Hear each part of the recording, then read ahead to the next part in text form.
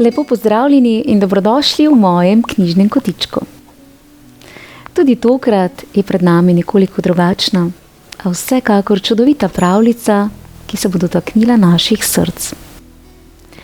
Namreč zgodba nam bo predstavila Nejca, dečka z Downovim sindromom, ter njegovo družino, ki se je znala odlično postaviti po robu številnim težavam, ki jih prinaša življenje. Predlagam, da se udobno namestimo in prisluhnemo pravljici, nastali izpod peresa odlične slovenske pisateljice Helene Kraljič z naslovom Imam Downov sindrom.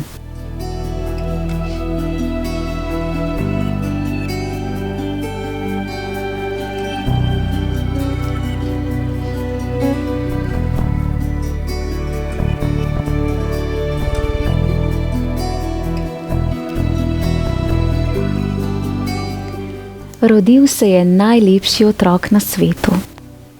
Kako tudi ne, saj je vendar moj. A mojo srečo je kmalu predramil glas zdravnice. Vaš otrok ima Downov sindrom.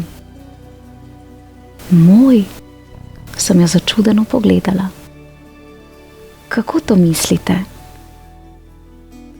Ozrla sem se k posteljici, kjer je spal moj dojenček.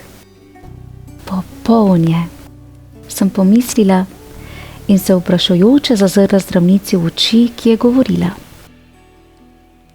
To je genetska motnja. Motnja, ki jo povzroči dodaten 21. kromosom. Ljudje z Downovim kromosomom imajo značilne poteze.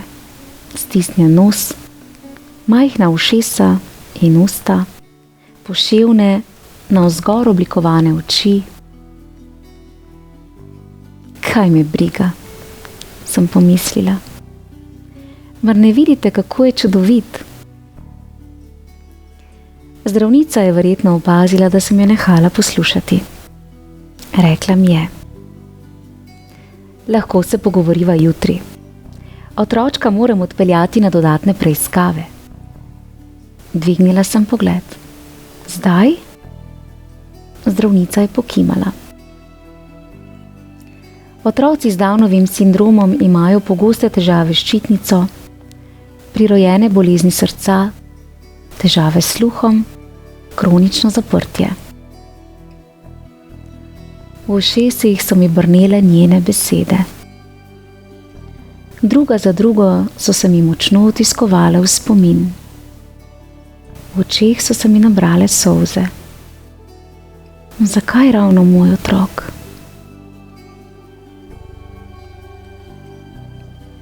Na sebi sem čutila pogled.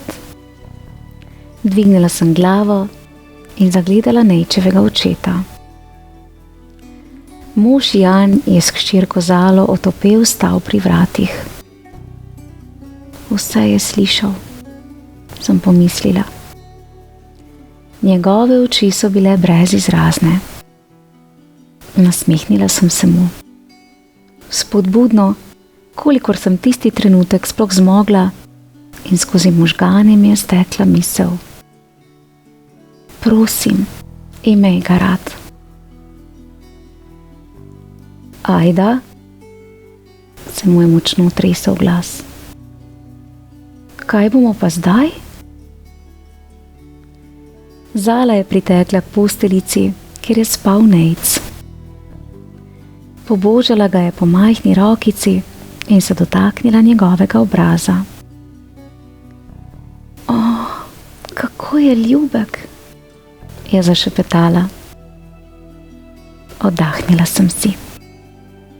Zmogli bomo, sem si rekla. Res je moj dojenček moral prestati 2 operaciji. Trepetali smo zanj in ga imeli vsak trenutek raje. In dnevi so se menjali. Nejc je postal prisrčen in iskren otrok, ki se je rad smejal, rad je risal, rad je pel, rad je gledal risanke, tako kot njegovi vrstniki. In Nejc je rasel, tako kot rastejo vsi otroci, hitro, z mnogimi padci, modricami, in še vedno je bil zame najlepši otrok na svetu. Čeprav je bil drugačen od vrstnikov, čeprav ni znal razločno govoriti,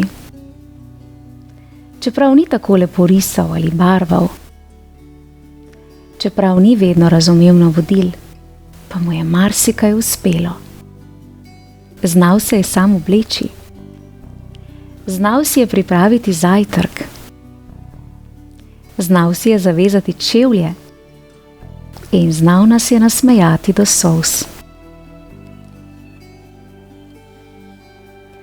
Nejc je šel v vrtec, šel je v šolo. Otroci so ga imeli radi in so mu ves čas pomagali. Nejc, danes se bomo učili male tiskane črke. Ti lahko med tem časom rišeš. Nejc je dvignil pogled k učiteljici. Ampak jaz bi se tudi rad naučil pisati male tiskane črke. Prepočasen si. Programa ne morem prilagajati tebi, mu je z glasom, ki ni trpel ugovora, odgovorila učiteljica. Potrudil se bom, zelo, je zašepetal Nejc. Pouk je tekel naprej. Nejc ni risal in ni barval, je pazljivo poslušal. Ko je po pouku prišel domov, je prosil mami. Tudi jaz bi znal pisati male tiskane črke. Me boš naučila? O, Nejc, seveda, lahko začneva kar takoj, mu je veselo odgovorila mami. In Nejc je zmogel. Naučil se je pisati male tiskane črke. Naučil se je brati. Naučil se je računati. Končal je 1. razred. Končal je 2. razred. Prepočasen je, mi je v 3. razredu rekla učiteljica. Ne sledi in z njim je treba veliko delati. Kot edino možnost so mi kmalu predlagali. Pri vsej dobri volji, Nejca morate prepisati na posebno šolo. Šolo s prilagojenim programom. Lažje bo sledil. Družil se bo sebi enakimi. Besede, ki jih slišim še danes. Besede, ki so me prepričale, da bo Nejcu v drugi šoli bolje. Res je. Bili smo drugačna družina. Imeli smo veliko preizkušenj, veliko neprespanih noči, veliko pomilovanja vrednih pogledov, veliko očitajočih besed. Zakaj moram imeti takega brata? Vsi strmijo v naju, ko greva v trgovino, se je pritoževala Zala. Vendar se vsi zavedamo, Nejc je naš zaklad. Bodri nas, kadar smo žalostni. Nas opogumlja, kadar smo zaskrbljeni. Nas objame, kadar smo obupani. In nam vsak dan pokaže, kako zelo nas ima rad. Mami, me je nekega dne predramil njegov glas med kuhanjem kosila. Hvala, ker si me rodila. In mami, hvala, ker me imaš rada. Obrnila sem se k sinu. Nejc, Hvala tebi, da si moj sin. Čeprav na videz najšibkejši člen nas je močno držal skupaj. Postali smo močni in pokončni. In kar je najpomembnejše, imamo Nejca, dečka z Downovim sindromom.